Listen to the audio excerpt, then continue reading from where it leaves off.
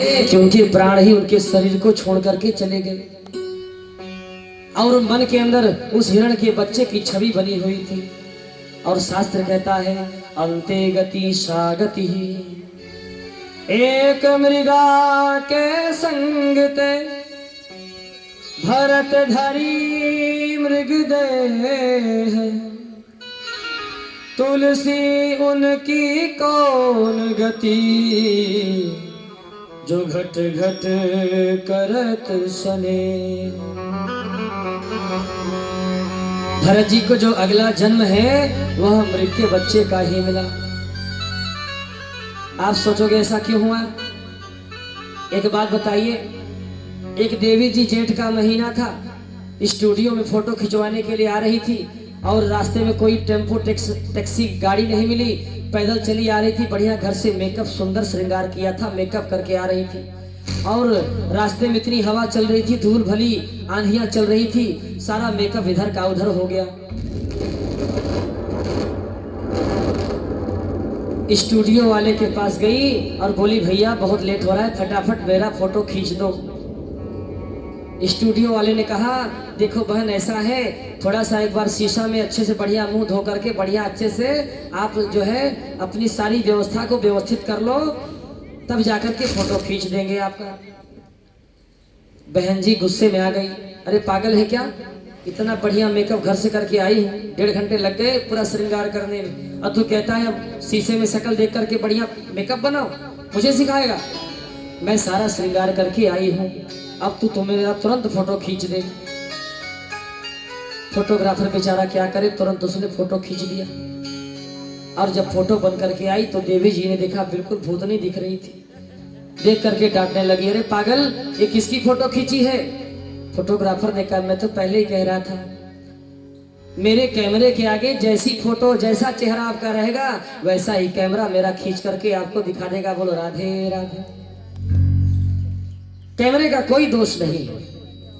उसी प्रकार से अगला जन्म उसको वही प्राप्त होता है जिस जीव के मन में जिस चीज के प्रति उसकी आसक्ति होती है। बोलो राधे राधे। राजा भरत मृग बन गए, लेकिन उनको पिछले जन्म की सारी बातें याद थी। एक दिन जंगल में आग लगी, सारे जंगल के जानवर भाग गए, लेकिन जो मृग रूपी राजा भरत थे वहीं खड़े रहे और जंगल में ही गोविंदाय नमो नमः हो गए। और इसके बाद तीसरा जन्म उनका एक ब्राह्मण के यहाँ हुआ और ब्राह्मण के यहाँ जन्म लेकर के उनका नाम रखा गया जड़ भरत।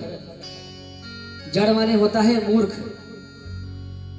उन्होंने मूर्ख जैसा व्यवहार बचपन से ही किया, क्योंकि उन्हें पता था इस संसार में आया हूं, अगर कुछ भी ज्ञान दिखाऊंगा तो संसार की मोहमाया मेरा पीछा नहीं छोड़ेगी। जड़ भरत थोड़े से बड़े हुए, पिताजी जब तक थे पिताजी की छाया सर पर थी तो ज्यादा तकलीफ नहीं हुई, लेकिन जैसे ही बड़े हुए वैसे ही भाभी का साम्राज्य आया और भाभी ने उठा करके जड़ भरत की खटिया को खेत में लगवा दिया। बोला बिना शादी ब्याह का आदमी हम घर के अंदर नहीं रखेंगे, इसको तो बढ़िया खेत पे लेटाओ, खेतों की रखवाली करेगा। बोलो राधे राधे। जड़ भरत जी खेतों की रखवाली करने लगे और उसी जंगल में रहने वाले एक डाकुओं का सरदार, उसने प्रतिज्ञा की थी कि अगर मेरी पत्नी को एक बेटा हो जाएगा तो मैं एक आदमी की बलि दे दूंगा। भगवान की कृपा ऐसी हुई, बालक हुआ और बालक होने के बाद अब उस व्यक्ति को ढूंढने लगा जिसकी बलि देनी है। कोई नहीं मिला तो खेत में जड़ भरत जी लेटे हुए थे, खटिया उठा करके ही लेकर के चले गए जंगल में, माता भद्रकाली के सामने पटक दिया। जड़ भरत जी बोले भैया कहाँ लेके आए हो? बोले बहुत बढ़िया जगह लाए हैं। जड़ भरत जी को बढ़िया विधिवत स्नान कराया, स्नान करके खूब बढ़िया खीर पूरी हलवा तरकारी बढ़िया मालपुआ चकाचक खिलाया। जड़ भरत जी ने कहा भैया आप तो बड़ी सेवा कर रहे हो, क्या बात है? उन्होंने कहा आज आपकी पूजा होगी, पूजा के बाद आपको बलि दी जाएगी। जड़ भरत जी ने कहा कोई बात नहीं, अगर बलि देने पर इतना बढ़िया भोजन मिलता है तो प्रतिदिन हमको ले आओ, बढ़िया भोजन कराओ और बलि दे दो। बोलो राधे राधे। अर्थात इतने निर्विकारी मन के थे कि उनके मन के अंदर यह भाव भी नहीं है कि बलि शब्द का अर्थ क्या होता है। और जब डाकुओं के सरदार ने सारी तैयारी कर ली और माता भद्रकाली के सामने जड़ भरत जी के सिर को एक स्पेशल कवच के अंदर सेव करके, केवल सिर निकला था, बाकी शरीर को लॉक कर दिया। और जैसे ही तलवार उठाई सिर काटने के लिए, वैसे ही जब भद्रकाली ने देखा तो भद्रकाली ने सोचा, अरे राम राम, इतना बड़ा परम तपस्वी सिद्ध संत अगर मेरी आंखों के सामने इसका वध हो जाएगा तो मैं अपनी आंखों कभी क्षमा नहीं कर पाऊंगी। जैसे ही सरदार ने तलवार को चलाने का प्रयास किया, वैसे ही भद्रकाली प्रकट हो गई। अब प्रकट होकर के तलवार को छोड़ छीन लिया और उसी तलवार से सारे डाकुओं के गले को काट करके अलग कर दिया। बोले भद्रकाली मैया की जय। और जड़ भरत जी के सिर पर मैया ने अपना हाथ फेर दिया। जैसे ही माँ ने अपना हाथ फेरा, वैसे ही जड़ भरत जी को ज्ञान हो गया। जड़ भरत जी वहां से चले आए। एक दिन की बात है, वहां का राजा था जिसका नाम था रहुगण, और पहले के राजा महाराजा पालकी में चलते थे। जो मैया हमारी बड़ी बूढ़ी है उनको याद होगा, उनके जमाने में जब विवाह शादियां हुआ करती थी तो इस स्कॉर्पियो बोलेरो नहीं हुआ करते थे, तो लोग कहार के द्वारा डोलियां ही जाती थी। 4 कहार लगते थे, है ना मैया? हाँ, 4 कहार लगते थे, डोली के द्वारा बारात जाती थी। तो राजा महाराजा भी डोली में सफर करते थे। एक दिन की बात है, राजा रहुगण के पास उनका एक कोहार मिला नहीं डोली उठाने के लिए। तो उन्होंने दूतों को भेजा कि जाओ किसी आदमी को पकड़ के लाओ जो बढ़िया मोटा तगड़ा हो, शरीर से खाया पिया। वो बेचारे गए, जड़ भरत जी बैठे थे और उन्हीं को पकड़ करके लेकर के चले आए, लगा दिया पालकी में।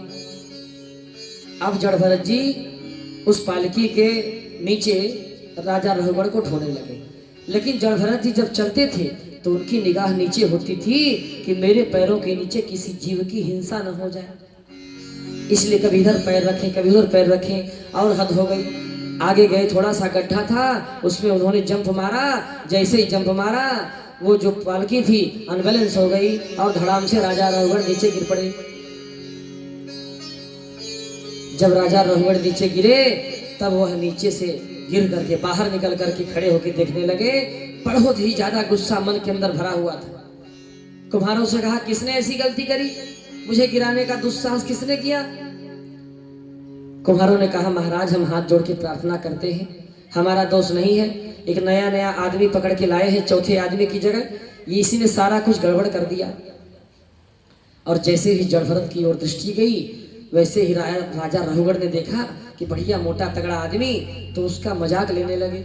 अरे राम राम, इतना दुबला पतला आदमी बेचारे को काहे को भोर भार ढवाते हो?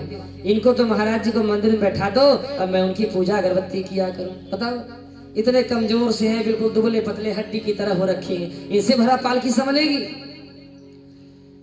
जब राजा रहुगण ने सुना, तब उन्होंने आज जीवन में राजा रहुगण के सामने जड़ भरत जी आज पहली बार बोले, पहली बार, जीवन में कभी नहीं बोला। कहने का भाव यह है कि आज संत इसलिए बोले, संत ने सोचा जब ऐसे राजा को हमने अपनी पीठ पर सवार कर लिया है और जिसको अपने आश्रम में ले लेते हैं उसका कल्याण कर देना चाहिए, यही संतों का स्वभाव है। जड़ भरत जी ने कहा, हे राजन, तुम किसे कह रहे हो? मोटा है, पतला है, दुबला है, कमजोर है, सांवला है, बड़ा है, छोटा है, किसको कह रहे हो?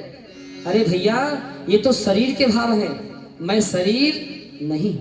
आप ही सोचो, क्या आपका शरीर जो आपको मिला है वह आप हो क्या? नहीं। जो आप हो वह आपके हृदय में आपकी जो आत्मा विराजमान है वही आप हो। यह शरीर तो एक माध्यम मिला है, शरीर माध्यम खलु धर्म साधनम। इस प्रकार से राजा रहुगण को, तब रहुगण दौड़ करके उनके चरणों में गिर पड़ा। बोले, महाराज ये बताओ, सच में आप कौन हो? आप लग रहा है कोई ब्राह्मण ब्रह्मवेत्ता संत हो। राजा रहुगण ने जब ऐसे कहा, तब जड़ भरत जी ने उनको उपदेश दिया। राजा रहुगण ने पूछा कि आप ये बताओ महाराज, यह सुख दुख मानव के जीवन में क्यों आता है? ये कथाएं जो है बड़े ज्ञान की हैं, गूढ़ता से समझोगे तो उसका मतलब समझ में आएगा आपको। हाँ, बोलो राधे राधे, बोलो राधे राधे। राजा रहुगण ने कहा कि आप ये बताओ महाराज, ये सुख दुख को भोगता कौन है और ये किस कारण से आता है? जड़ भरत जी ने कहा, हे राजन, इस संसार में ना ही सुख है ना ही दुख है। यह जो मन है ना, यह मन ही व्यक्ति को सुख और दुख को दिखाता है। मन एव मनुष्याणाम कारणम बंधमोक्षयो। इस मन को अगर संसार की ओर मोड़ दोगे तो आप बंधन में बंध जाओगे, और परमात्मा की ओर जोड़ दोगे, संतों की ओर जोड़ दोगे तो आपका कल्याण हो जाएगा। इस प्रकार से बड़े ही सुंदर तरीके से जड़ भरत जी ने समझाया। श्री सुखदेव जी राजा परीक्षित को बताते हैं कि हे राजन, इस प्रकार से 7 लोग तो नीचे हैं। कितने लोग नीचे हैं? 7। अब नाम क्या क्या है? अतल, बितल, सुतल, तलातल, रसातल, तलातल और पाताल। यह 7 लोग पृथ्वी लोक से नीचे हैं, और 7 ही लोग जो है पृथ्वी से ऊपर हैं। भूलोक है, भुवः, स्वः, मह, जनः, तपः और सत्यलोक। यह 7 लोग पृथ्वी से ऊपर है, और नीचे से ऊपर जो ब्रह्मांड की दूरी है यह 50 करोड़ योजन है। कितना है? 50 करोड़ योजन। और इसी से पृथ्वी से 99,000 योजन के नीचे यमराज की संयमनीपुरी है, और जहां पर 28 प्रकार के नरक हैं। राजा परीक्षित ने कहा कि हे महात्मन, ये बताइए नरक क्यों बनाए गए? बोले, नरक इसलिए बनाए गए, जैसे पृथ्वी लोक पर अगर कोई आदमी चोरी करता है, उसको पुलिस वाले ले जाकर के जेल में डाल देते हैं, उसको सजा देते हैं, उसी प्रकार से परमात्मा ने भी अपराधियों के सुधार के लिए नरकों का निर्माण किया है। और एक बात और है, आप सोचिए, अगर कपड़े आप स्वयं धोगे अपने कपड़े, तो आप बड़े आराम से संभाल करके कपड़े धोगे कि नहीं धोगे? धोगे ना। लेकिन अगर वही कपड़े धोबी को दे दिए जाएं तो वह बिल्कुल संभाल के नहीं धोएगा, वो तो उठा कर घाट पर पटकेगा, बोलो राधे राधे। फिर चाहे आपकी चुनरी फट ही जाए, उससे मतलब नहीं है, वो तो इतना पटकेगा कि बिल्कुल अच्छे से ही साफ कर देगा। तो भगवान कहते हैं कि मैंने संतों की संगति, भागवत कथा की संगति बनाई है कि व्यक्ति अपने हाथ से ही अपने पापों को धो ले। लेकिन जिस दिन अगर यमलोक में आ गया, नरक में आ गया, फिर यमराज कोई कंसेशन नहीं करेगा, वो तो उठा करके पटक करके ऐसे धोएगा कि चितड़े निकल जाएंगे, बोलो राधे राधे। इस प्रकार से 28 प्रकार के नरकों का वर्णन किया। तामिस्त्र, अंतसामिस्त्र, रौरव, महारौरव, कुंभीपाक, शाल्मली। अब ज्यादा नरक बहुत ज्यादा है, 28 प्रकार के नरक हैं। उस सबका वर्णन अगर करेंगे तो शाम हो जाएगी। कुछ नरकों के बारे में बताते हैं, इसके बाद कथा को आगे लेके चलेंगे, क्योंकि समय का भी ध्यान रखना है।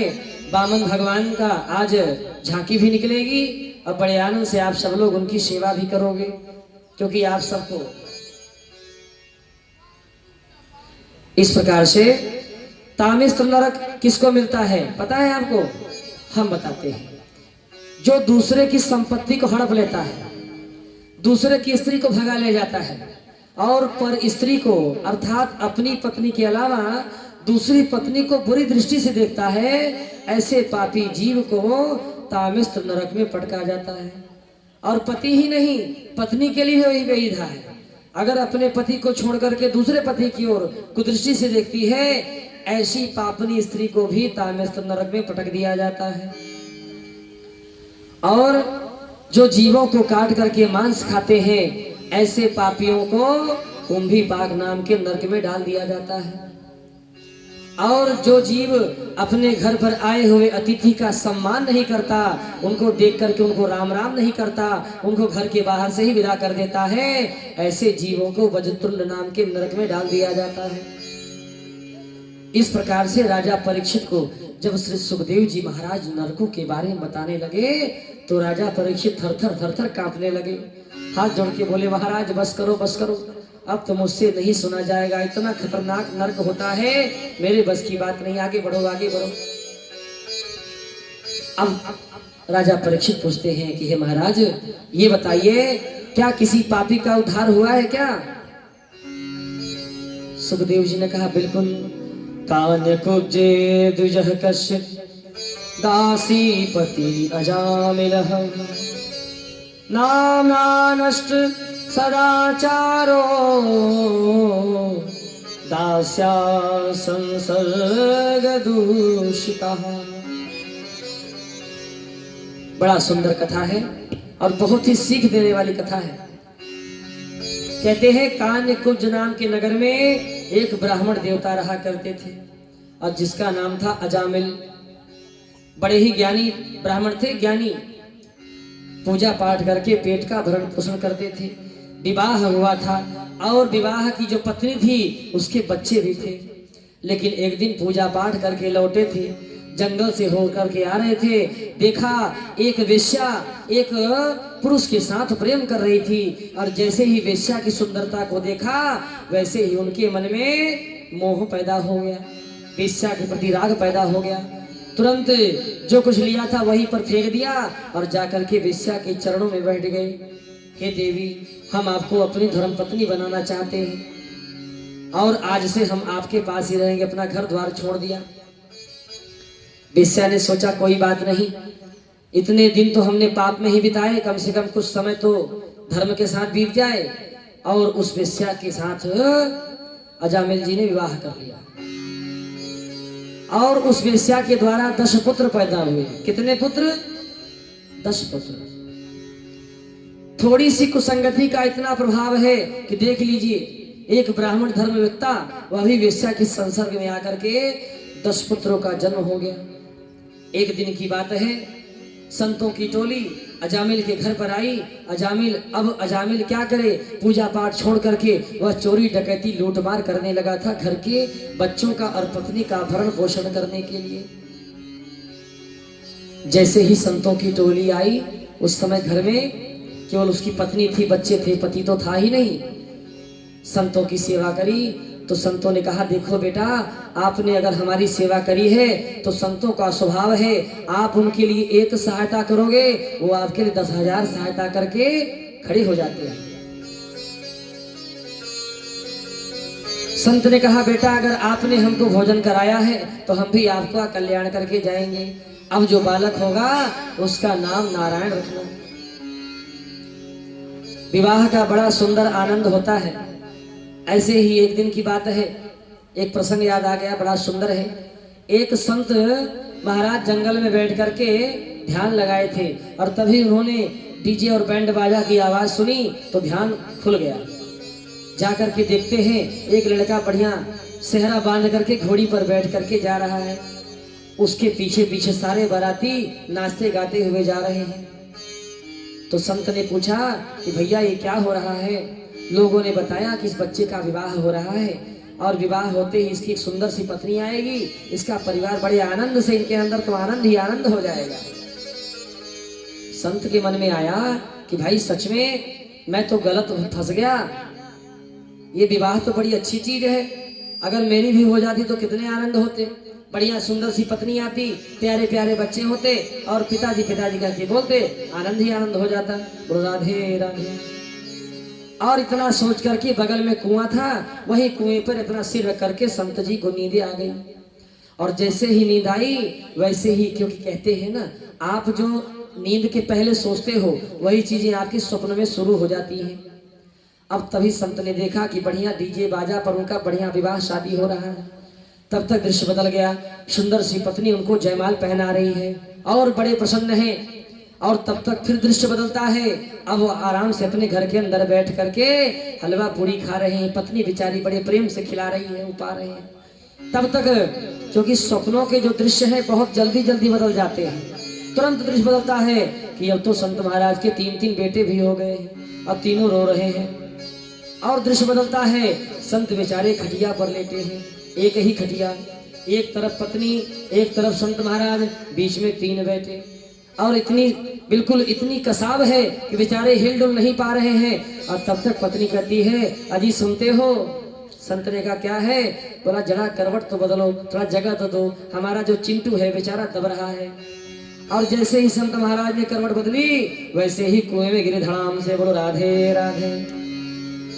धड़ाम से कुएं में गिर पड़े और कुएं में गिर के जोर जोर से चिल्लाए। तुरंत लोग, गांव के लोग आए, रस्सी डाल करके कुएं से बाहर निकाला। बोले महाराज कुएं में कैसे गिर गए? संत ने कुछ नहीं सुना, धीरे सीधे जो है वहां से भाग चले। लोगों ने पीछा करके पकड़ा, अरे महाराज क्यों भाग रहे हो? बोले राम राम, ये शादी तो बड़ी बेकार की चीज है। अरे मैंने सोचा कुएं में गिर पड़ा, जिसने कर ली उसका क्या होता होगा। बोलो राधे राधे, बोलो वृंदावन बिहारी लाल की जय। जहां मेरे अपने,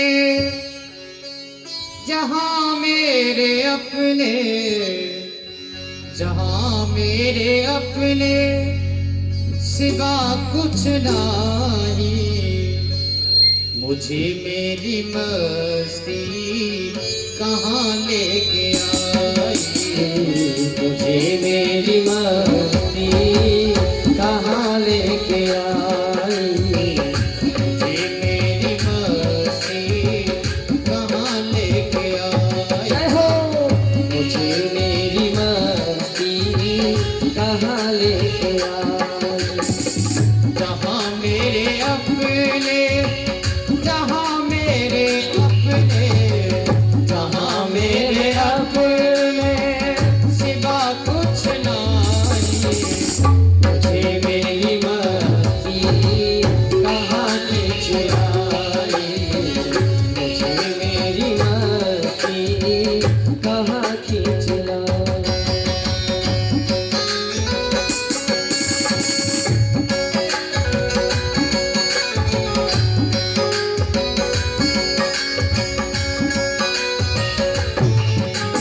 हरि बोल।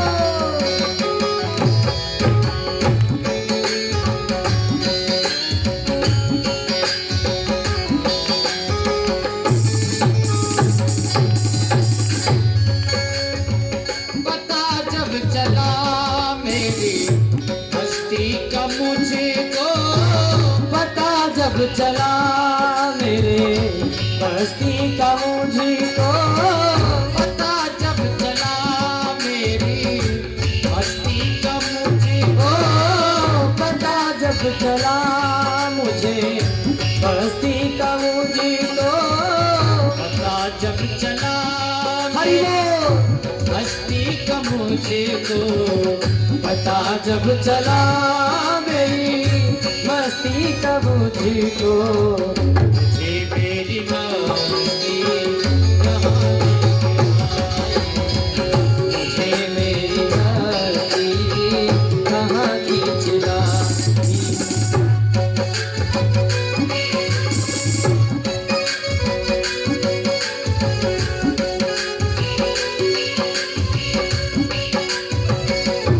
हरि बोल।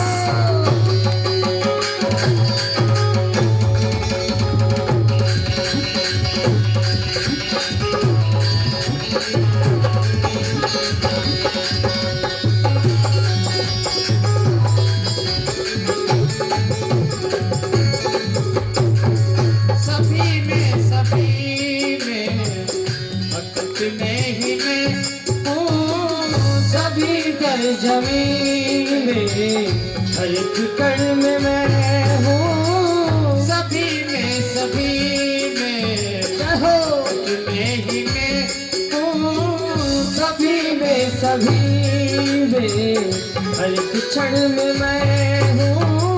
सिवा मेरे अपने हरि बोल। कहीं कुछ नहीं, सिवा मेरे अपने कहीं कुछ नहीं, मुझे मेरी मस्ती कहाँ लेके आई, मुझे मेरी मस्ती कहाँ लेके आई। जहाँ मेरे अपने, जहाँ मेरे अपने, जहाँ मेरे अपने कुछ नहीं, ये मेरी मस्ती कहाँ लेके आई।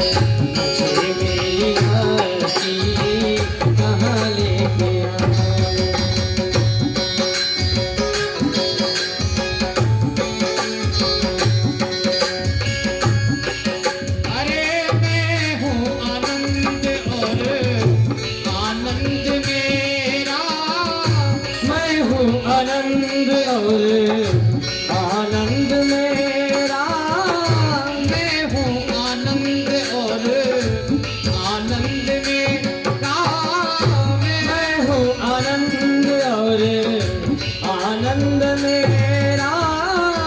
मस्ती है मस्ती और कुछ नहीं, मस्ती है मस्ती और कुछ नहीं। मुझे मेरी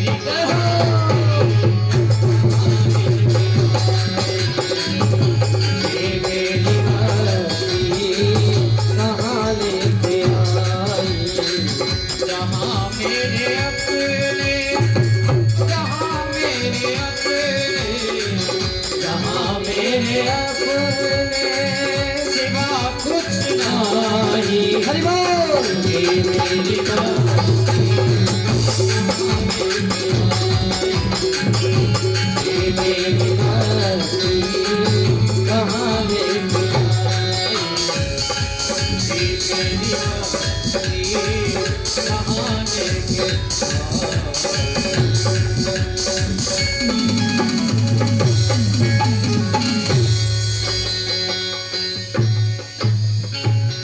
बोलो वृंदावन बिहारी लाल की जय।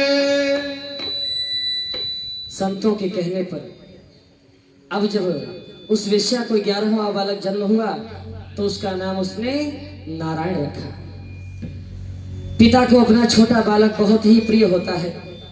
अजामिल उस छोटे बेटे से बहुत प्रेम करता था और दिन रात नारायण नारायण ही बुलाया करता था।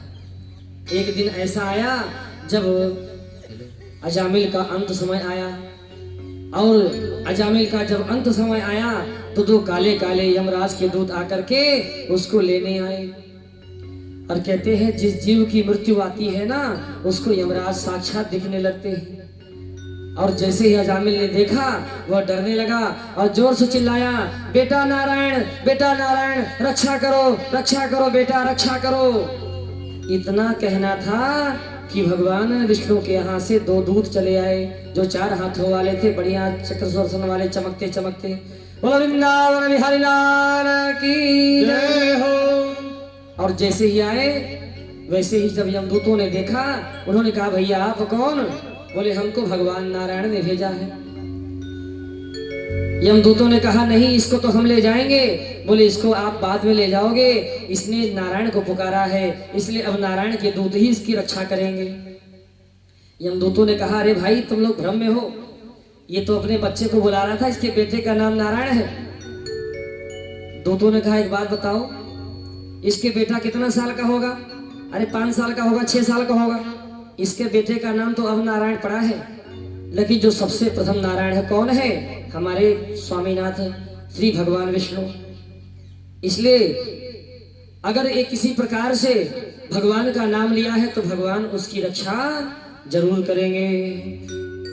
भगवान का नाम कैसे?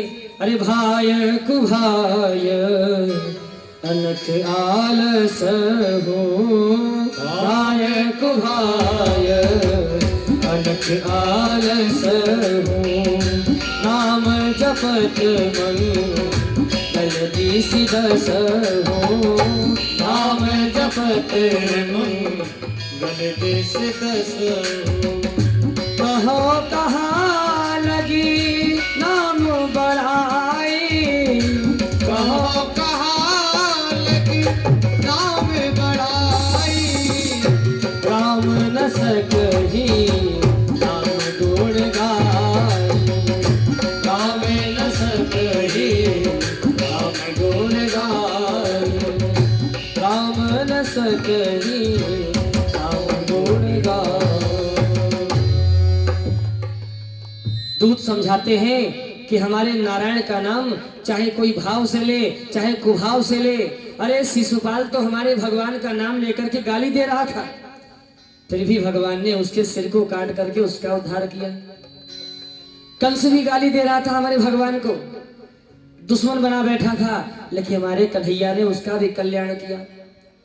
पूतना ने तो दूध पी जहर मिला करके पिलाना चाहा, लेकिन हमारे कन्हैया ने उसका भी कल्याण किया।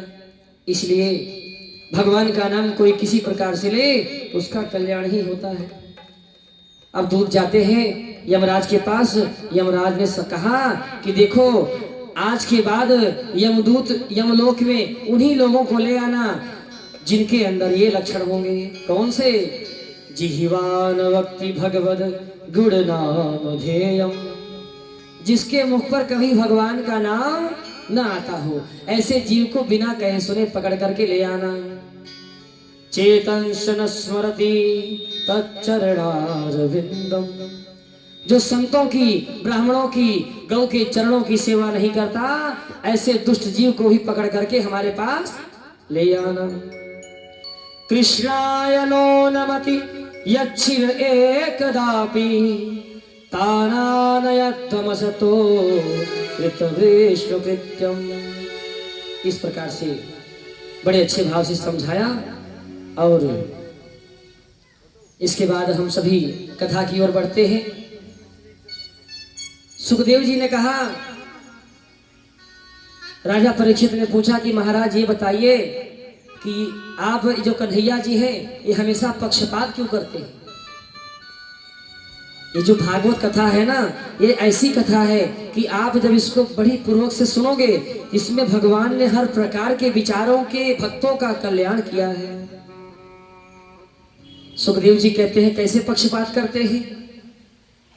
परीक्षित जी ने कहा, ये बताइए, हर जगह भक्तों की सेवा करते हैं, क्या कभी भगवान ने राक्षसों को भी वरदान दिया कि नहीं? राक्षसों को भी भक्त बनाया कि नहीं? सुखदेव जी ने कहा, क्यों नहीं बनाया? ऐसे ही एक भक्त का नाम प्रहलाद का नाम है। राजा परीक्षित बताते हैं कि हिरण्यकश्यप का एक बेटा है जिसका नाम है प्रहलाद। हिरण्यकश्यप के बड़े भाई हिरण्याक्ष का वध भगवान नारायण ने कर दिया है, और जिस कारण वह गुस्से में बिल्कुल पागल हो गया है। निकल पड़ा, मंदराचल पर्वत पर जाकर के 10,000 वर्ष की तपस्या करने में लग गया।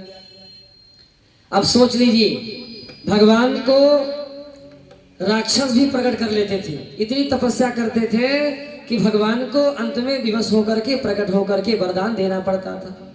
हम और आप तो मनुष्य हैं, हमारे लिए तो भगवान को प्राप्त करना बहुत ही सहज है। बोलो राधे राधे। जब हिरण्यकश्यप मंदराचल पर्वत पर चला, इधर राजा इंद्र ने हिरण्यकश्यप की पत्नी कयाधु को लेकर के अपहरण कर लिया। रास्ते में देवर्षि नारद जी मिले। देवर्षि नारद ने इंद्र से कहा, अरे इंद्र, यह क्या करते हो? उसका पति तपस्या करने गया है और तुम इसका हरण करके इसको कहां ले जा रहे हो? इंद्र ने कहा, महामुनि, आप तो रास्ते से हट जाओ। जब पिताजी इतने खतरनाक हैं तो बेटा कितना खतरनाक होगा। बोलो राधे राधे। बोलो राधे राधे। नारद जी ने समझाया कि नहीं, ऐसा नहीं है। इस कयाधु माँ के गर्भ से एक ऐसे दिव्य बालक का जन्म होगा जिसका नाम युगों युगों तक अमर रहेगा। यह भगवान का बहुत बड़ा भक्त होगा। इंद्र ने छोड़ दिया, कयाधु को ला करके देवर्षि नारद जी ने अपनी कुटिया में रखा। और देवर्षि नारद जी से कयाधु ने कहा कि हे महामुनि, मैं अपना बालक जन्म नहीं देना चाहती हूँ, क्योंकि जैसे ही मेरा बालक पैदा होगा, देवताओं का राजा इंद्र उसे नुकसान पहुंचाने का प्रयास करेगा। नारद जी ने कहा, कोई बात नहीं, संतों के पास बहुत सारी शक्तियां हैं, संत के आगे तो भगवंत को भी झुकना पड़ता है। तुरंत जल निकाला और जल लेकर के कयाधु के ऊपर छोड़ दिया। बोला, जाओ, मैं तुमको आशीर्वाद देता हूँ, जब तक तुम्हारा पति तपस्या करके वापस नहीं लौटेगा, तब तक तुम्हारा गर्भ तुम्हारे पेट के अंदर रहेगा। बोले नारद भगवान की जय। अब आप सोचिए, यहाँ माताएं तो 9 महीने में परेशान हो जाती हैं। 10,000 वर्ष तक हिरण्यकश्यप ने तपस्या किया और 10,000 वर्ष तक बालक प्रहलाद अपनी माता के गर्भ में रहे। अब आश्रम नारद जी का था, तो दिन रात वहां पर क्या चलता था? भगवान के संकीर्तन चलते थे, कथाएं चलती थी, संतों की संगति हुआ करती थी। पायो जी मैंने राम रतन धन पायो। प्रहलाद जी के पास कुछ नहीं है, एक ही धन है। क्या? पायो जी मैंने राम रतन धन पायो जी मैंने राम रतन धन पायो जी मैंने राम रतन धन पायो। सभी गाएं। जी मैंने राम रतन धन पायो जी मैंने राम रतन धन पायो जी मैंने राम रतन धन। वस्तु अमोलिक दी मेरे सतगुरु वस्तु अमोलक तीनों रे सतगुरु वस्तु अमोलिक दी मेरे सतगुरु कृपा कर अपनायो पायो जी मैंने कृपा कर अपनायो पायो जी मैंने राम रतन धन पायो जी मैंने राम रतन धन राम रतन धन राम रतन धन पायो। हिरण्यकश्यप तपस्या करके लौटा और लौट करके कयाधु आश्रम में आई थी। कयाधु राज्य में जाती है, वहां बालक प्रहलाद का जन्म होता है और उस बालक प्रहलाद को गुरुकुल में भेजते हैं।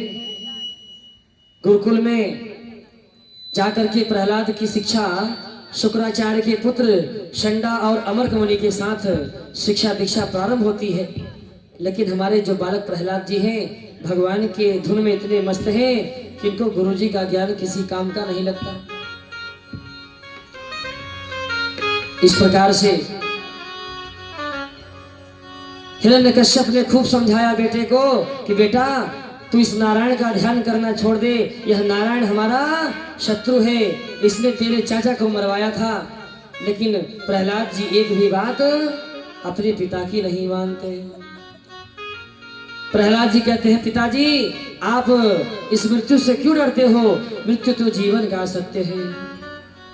और इस प्रकार से परेशान होकर के हिरण्यकश्यप ने पहले बालक प्रहलाद को सोचा कि यह एक ऐसी संक्रामक बीमारी है जैसे कोरोना वायरस फैला था। जब कोरोना वायरस फैला था तो लोग अपने ही बेटे को अपने से दूर रख के रखते थे, क्योंकि प्राणों का भय सबसे ज्यादा जीव को होता है। लोग कहने को तो कह देते हैं कि हम तुम्हारे लिए जान दे सकते हैं, लेकिन जब जान देने की बारी आती तो पहले ही पूंछ उठा करके भाग लेते हैं। बोलो राधे राधे। यह संसार तो कहने के लिए है, कोरोना वायरस इतना अच्छा वायरस आया था, इसमें सबकी पहचान हो गई। यहाँ तक कि पत्नियां अपने पतियों से कह देती थी भैया आप बाहर से आ रहे हो 14 दिन तो दूर ही रहना। बोलो राधे राधे। घर के अंदर छोटी झोपड़ी बना दी, वहीं पर एक घोंसले से आपको रोटी दे दिया, पानी दे दिया, वही खाओ पड़े रहो, बिल्कुल जैसे पंछी भोजन करते हैं, जैसे पिंजड़े के अंदर बैठा शेर भोजन करता है। प्रकृति ने दिखा दिया कि हम क्या क्या कर सकते हैं। व्यक्ति को यह अभिमान नहीं होना चाहिए कि हम सब कुछ कर सकते हैं। यह हमारा शरीर प्रकृति से ही बना हुआ है। बोलो राधे राधे। हिरण्यकश्यप ने सोचा कि इसको भगवान की भक्ति रूपी संक्रामक रोग लग गया है, अगर इसको नष्ट नहीं किया तो धीरे धीरे पूरी प्रजा में फैल जाएगा। हिरण्यकश्यप ने अपने बेटे को ही पर्वत से गिराया, पानी से डुबाया, विषपान कराया। अंत में जब कुछ समझ में नहीं आया तो खुद जाकर के गदा लेकर के खड़ा हो गया। बोला तू कहता है पिताजी भगवान हर जगह है, आज बता तेरे भगवान कहाँ पर है। प्रहलाद जी ने कहा हरि व्यापक सर्वत्र समान। प्रहलाद जी कहते हैं पिताजी ये पूछो कि भगवान का निवास कहाँ पर नहीं है, आप में है। तुझ में राम मुझ में राम सब में राम समाया, कर लो प्रेम जगत में कोई नहीं पराया। इसलिए पिताश्री आप सबसे प्रेम करना सीखो। हमारे अंदर भगवान है, आपके अंदर भगवान है, इस पूरे घर में हर जगह भगवान ही भगवान है। हिरण्यकश्यप ने कहा, ये बता तेरा भगवान हर जगह है? बोला बिल्कुल पिताजी। तो क्या इस खंबे में है? बिल्कुल है। मैं चेक करूं? बिल्कुल चेक कर लीजिए। तुरंत हिरण्यकश्यप ने अपनी गदा उठाई और जोर से दे मारा खंभे में। खंभा टूट करके दो टुकड़े हो गया और उसके अंदर से साक्षात नरसिंह भगवान प्रकट हो गए। बोलो नरसिंह भगवान की जय। भगवान ने भक्त की बात को रखने के लिए आज पत्थर के अंदर से साक्षात भगवान नरसिंह बन के प्रकटे हैं। जैसे ही नरसिंह को देखा वह समझ गया कि यह तो मेरा काल है। बेचारा कुछ नहीं बोला। नरसिंह जी ने उसको पकड़ा, घसीट करके लेकर के गए और जो राज दरबार की जोड़ी थी उसी पर बैठ गए और उसके शरीर को अपने दोनों पैरों पर लेकर के बिल्कुल जमीन से ऊपर कर दिया।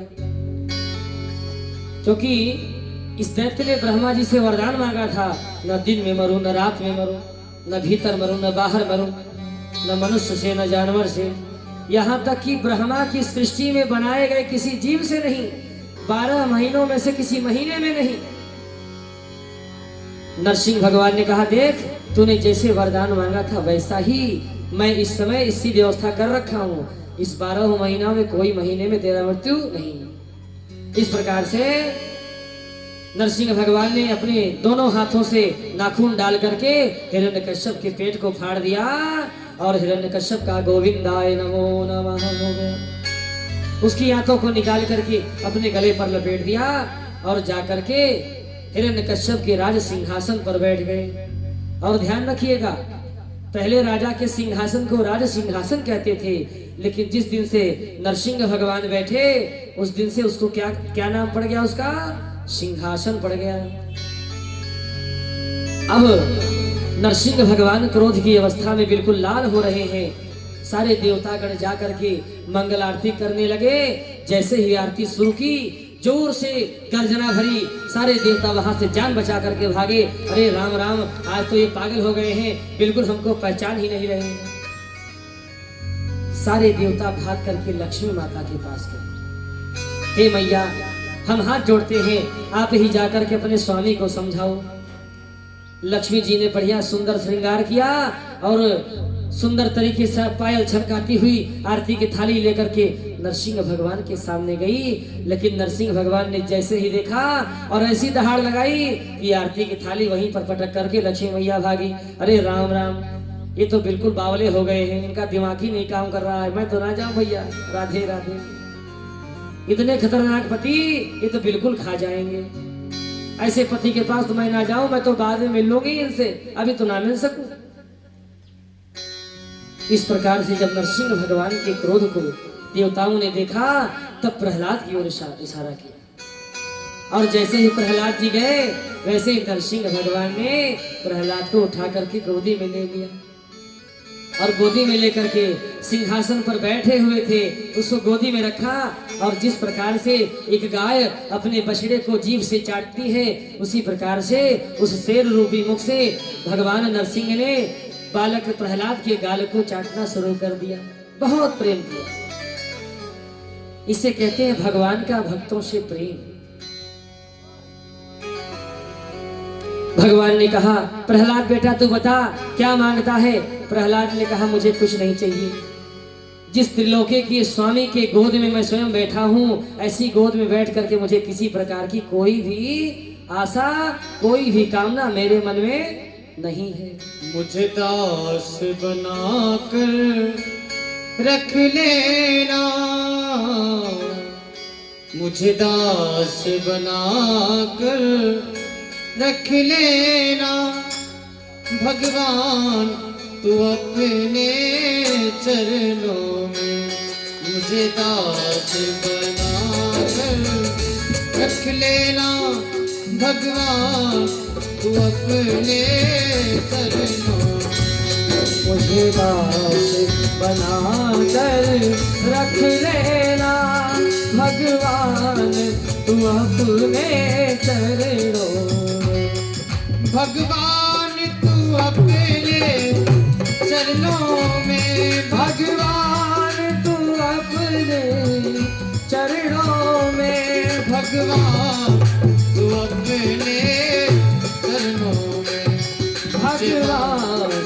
बना कर रख लेना भगवान तू अपने चरणों।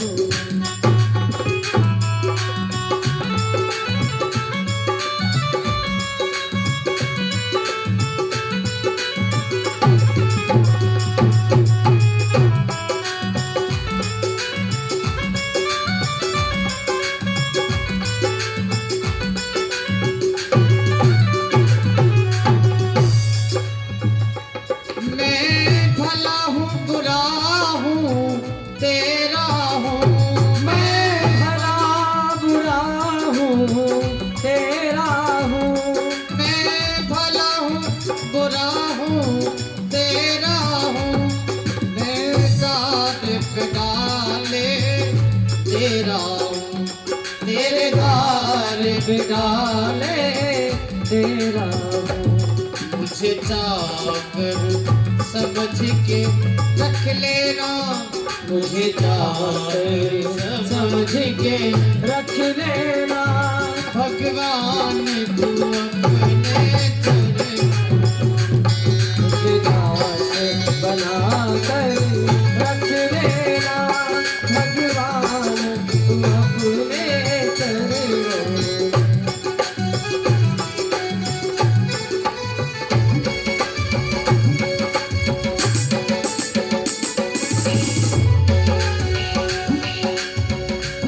जब अधम से अधम को तारा है, जब अधम से अधम को तारा है, जब अधम से अधम को तारा है, जब अधम से अधम को तारा है, उनमें प्रभु नाम हमारा है, उनमें प्रभु नाम हमारा है।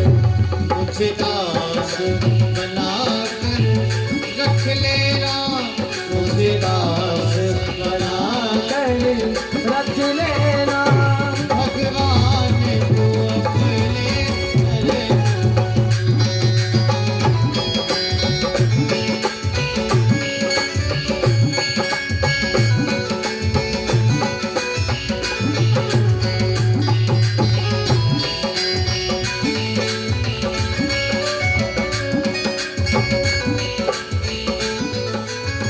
चरणों में प्रेम से वृंदावन बिहारी लाल की जय हो। कथा का प्रसंग तो बहुत विस्तार से है। समय का ध्यान रखते हुए हमें आज वामन भगवान के पास पहुंचना है। तो अब बालक प्रहलाद को नरसिंह भगवान ने वरदान दिया, कोई बात नहीं, अगर आप हमसे कुछ नहीं मांगोगे तो हम जाओ, अब आपको एक मनवंतर का राजा बना देते हैं। प्रहलाद को एक मनवंतर का राज्य दे दिया। सुखदेव जी महाराज से राजा परीक्षित पूछते हैं कि प्रभु, क्या भगवान ने कभी जानवरों पे दया की? सुखदेव जी महाराज ने बताया, हाँ, इसी में गज और ग्राह का प्रसंग आता है। किस प्रकार हाथी जब पानी में फंस गया, मगरमच्छ ने उसका पैर पकड़ लिया, उसकी सारी पत्नियों ने साथ छोड़ दिया, अंत में एकांत होकर के गोविंद की शरण में गया और गोविंद ने उसके प्राणों की रक्षा की। एक बार की बात है, दुर्वासा ऋषि भगवान विष्णु से मिलने गए थे और भगवान नारायण ने उनको अपने गले से एक पुष्पों की माला उनको अर्पण करी। उस पुष्पों की माला को जब वो पहन के आ रहे थे तो रास्ते में देवताओं के राजा इंद्र मिले और उन्होंने इंद्र को दे दिया। इंद्र ने उठा करके अपने हाथी को पहना दिया और हाथी ने उठा करके उसको जमीन पर फेंक दिया। दुर्वासा ऋषि को ज्ञान हो गया, तुरंत श्राप दे दिया कि जाओ, जिस धन का, स्त्री का और जिस लोक का तुमको घमंड है, आज से तुम उस सब चीजों से वंचित हो जाओ। दैत्यों को पता लगी, दैत्यों ने स्वर्गलोक पर आक्रमण कर दिया और राजा इंद्र को वहां से मार भगाया और स्वर्ग के राजा बन गए। सारे देवता भाग करके भगवान नारायण के पास गए। भगवान नारायण ने कहा, कोई बात नहीं, अब समुद्र मंथन करना पड़ेगा। देवताओं ने कहा, महाराज मंथन करने के लिए कौन कौन चाहिए? बोले देवता और दानव दोनों लोग चाहिए, तभी जाके मंथन हो पाएगा। देवताओं ने कहा महाराज दानवों से अभी अभी झगड़ा हुआ है और झगड़ा अभी अभी हुआ है तो अभी तो मेरे साथ आएंगे नहीं। भगवान ने समझाया देखो जब मतलब निकालना हो ना तो सांप भी चूहे को मामा बना लेता है। तब भगवान ने वो कहानी सुनाई कि एक चूहा था, वह एक जौहरी की पिटारी में बंद घुसा, उसके पीछे पीछे सांप भी गया और वैसे ही जौहरी ने अपनी पिटारी बंद कर दी। अब सांप और चूहा दोनों पिटारी के अंदर कैद हो गए। सांप अगर चूहे को खाता तो पिटारी से बाहर कैसे आता? सांप ने देखा चूहे को, बोला राम राम मामा जी कैसे हो? चूहे ने कहा अरे भैया हम मामा जी कैसे हो गए? बोले मामा जी आपको पता नहीं है, अभी मैं मीटिंग से आ रहा हूँ। हम सभी सांपों ने मिलकर बड़ी अच्छी मीटिंग करी है, 4 घंटे मीटिंग चली है और हम लोगों ने निर्णय निकाला है कि आज के बाद कोई भी सांप किसी भी चूहा को नहीं खाएगा क्योंकि वो हमारे मामा हैं। चूहे ने कहा भैया मामा कैसे हुए? बोला ऐसे मामा हुए कि हमको तो घर बनाना भी नहीं आता, आप हमारा घर बना करके रेडी करते हो, हम जाकर के उसमें रहते हैं, बताओ और हम कितने बेकार हैं, आपको ही खा जाते हैं। लेकिन मामा मैं सब बताऊं, अब तो बिल्कुल बजट पास हो गया है और बिल्कुल संसद में बिल पास हो गई, आज के बाद कोई भी सांप किसी भी चूहे को नहीं खाएगा। अब चूहा बड़ा खुश हुआ, चलो भैया अच्छी बात है। फिर सांप देखा मामा जी ये बताओ कि इस पिंजड़े से निकले कैसे, इस जो संदूक में बंद हो गए हैं इसमें से निकले कैसे? चूहा बोला क्यों भांजे क्यों घबराता है, तेरा मामा जिंदा है, अभी 10 मिनट रुक अभी समाधान करता हूँ। चूहे ने तुरंत अपन तेज दांतों से सुंदर सा बेल बनाया और बोला चल बेटा भांजे तू पहले बाहर निकल, मेरा भांजा ऐसे मामा के रहते कष्ट में रहे। सांप जैसे ही बिल से बाहर निकला और उसके पीछे मामा जी निकले। मामा जी जैसे ही बाहर निकले मामा जी को सांप ने मुंह में पकड़ लिया। मामा जी जोर से चिल्लाए अरे भांजे क्या कर रहा है, क्या कर रहा है, मारेगा क्या? बोला मामा जी हमारा तो काम ही है आपको खा लेना। चूहे ने कहा अरे बेटा क्यों ऐसे कहता है, अभी अभी तो बताया था हमारा तुम्हारा एग्रीमेंट हो गया है, अब कोई सांप किसी चूहे को नहीं खाएगा। सांप ने कहा मामा जी तुम कौन हो, कहां से, हम जानते नहीं, मतलब निकल गया तो पहचानते नहीं। बोलो राधे राधे। कहते हैं ना मजबूरी हो जाती है तो गधे को भी बाप कहना पड़ता है। हमारी मजबूरी थी, हमारा मतलब निकल गया, अब तुम काहे के मामा, अब आ जाओ। इतना कह करके सांप ने उस चूहे को खा लिया। इस प्रकार से भगवान ने कहा, देवताओं ने जाकर के राक्षसों को मिलाया, अरे भैया आप तो मौसी के लड़के हो, हमारे भाई हो, अरे एक भैया के हम हैं, एक भैया के तुम हो, तो हम तो मौसी मौसी मौसेरे भाई हुए, फिर काहे का झगड़ा? और समुद्र मंथन जो निकलेगा 50-50 कर लेंगे।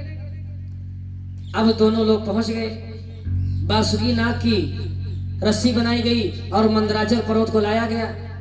अब प्रश्न ये था कि सांप के मुख की ओर जाए कौन? तो भगवान ने चाल चली। भगवान ने देवताओं से कहा देखो देवताओं तुम लोग बड़े बाप के बेटे हो और तुम लोग देवता हो, बढ़िया आदमी हो, इसलिए तुम लोग सर्पों के मुख की ओर रहोगे, ये राक्षस हैं इनको पूंछ की ओर कर दोगे। तुरंत राक्षस गुस्से में आ गए, क्यों भैया हम पूंछ की ओर क्यों रहेंगे? हम पूंछ की ओर ना रहे, हम भी बड़े बाप के बेटे हैं, हम तो सर्प के मुख की ओर रहेंगे। बोलो राधे राधे। भगवान ने मन ही मन सोचा बस भैया हो गया काम। भगवान ने सोचा हो गया काम, क्योंकि हम तो चाहते ही थे ये जो राक्षस हैं इस नाग के मुख की ओर रहे, देवता आराम से पूंछ की ओर रहे, ताकि जो मरना हो ये राक्षस ही मरे। बोलो राधे राधे। इस प्रकार समुद्र मंथन शुरू हुआ।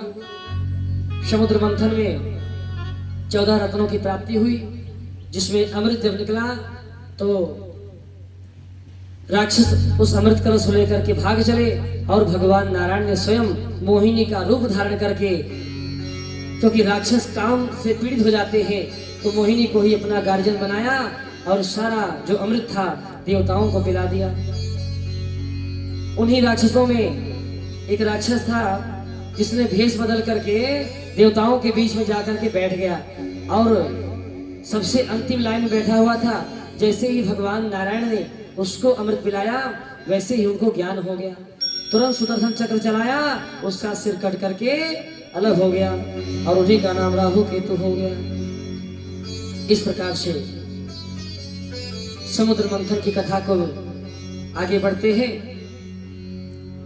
राक्षसों के राजा बलि ने शुक्राचार्य से कहा कि देवताओं ने इतना बड़ा छल किया है कि अब हमें ऐसा करना चाहिए कि हम दोबारा स्वर्ग को प्राप्त कर सकें। शुक्राचार्य ने कहा यह ऐसे संभव नहीं होगा, इसके लिए आपको ब्राह्मणों की सेवा करनी पड़ेगी, क्योंकि ब्राह्मणों और संतों की सेवा में इतनी शक्ति है कि बड़े बड़े भगवंत भी आकर के झुक जाते हैं। अब तो बलि ने जैसे ही सुना वैसे ही नगर के सारे साधु संतों और ब्राह्मणों को बुला करके बढ़िया बढ़िया पंगत करवाई, खूब बढ़िया बढ़िया दान दक्षिणा करनी शुरू कर दी और ब्राह्मणों ने बढ़िया बढ़िया आशीर्वाद देना शुरू कर दिया। और उस आशीर्वाद के फलस्वरूप शुक्राचार्य के कहने पर राजा बलि ने 100 यज्ञ करना शुरू कर दिया। इधर देव माता अदिति के गर्भ से भगवान वामन का जन्म हुआ और भगवान वामन को देवताओं के गुरु बृहस्पति के पास शिक्षा दीक्षा के लिए भेजा गया। शिक्षा दीक्षा ग्रहण करने गए, कुछ ही समय में सारे वेद और शास्त्रों का ज्ञान धारण करके भगवान वामन ने जब बृहस्पति भगवान गुरु से पूछा कि प्रभु गुरु दक्षिणा में क्या चाहिए, तो गुरु बृहस्पति ने कहा कि मुझे तीनों लोगों का साम्राज्य दक्षिणा के रूप में चाहिए, जो इस समय राजा बलि के अधिकार में है। इसके बाद इतना सुन करके भगवान श्री वामन जी राजा बलि के पास आते हैं भिक्षा के भिक्षुक का रूप बना करके। 52 अंगुल के हैं, इसलिए इनका नाम वामन है। बोलिए वामन भगवान की जय। और एक बात और है, इस कुड़ी धाम में कल श्रीमद् भागवत कथा का चतुर्थ दिवस है और एक बड़ी खुशी की बात है, कल आप सभी के घर लल्ला का जन्म होगा, नंद के लाला का जन्म होगा। बोला नंद के लाला की जय हो। हमारे कन्हैया का जन्म होगा। और जैसे जब बालक में हमारे घर में जन्म लेता है उसके लिए बढ़िया गुब्बारे से सजावट की जाती है, बढ़िया बढ़िया कपड़े पहनाए जाते हैं, उसको अच्छे से घर की साफ सफाई, खिलौने और ढेर सारी टॉफियाँ बिस्किट वगैरह खिलाई जाती है। उसी प्रकार से कल आपके कुड़ी धाम में नंद का लाला जन्म लेगा, वासुदेव जी लेकर के आएंगे, बड़ी सुंदर झांकी निकलेगी। आप सभी लोग बड़े भाव से उनका सम्मान करना, जिस प्रकार से अपने बच्चे का सम्मान करते हो। बोलो वृंदावन बिहारी लाल की जय।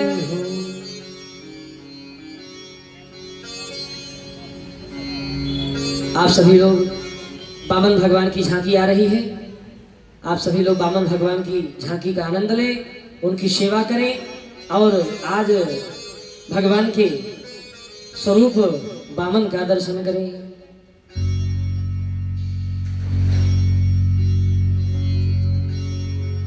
बोले वामन भगवान की जय। हरि वामन भेष बनाए, बलि राजा के द्वारे आए।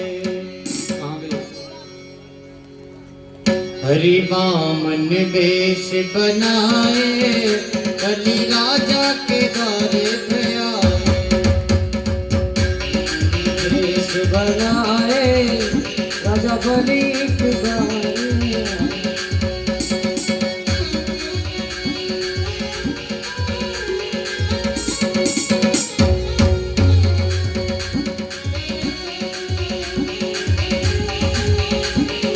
बोलिए वामन भगवान की।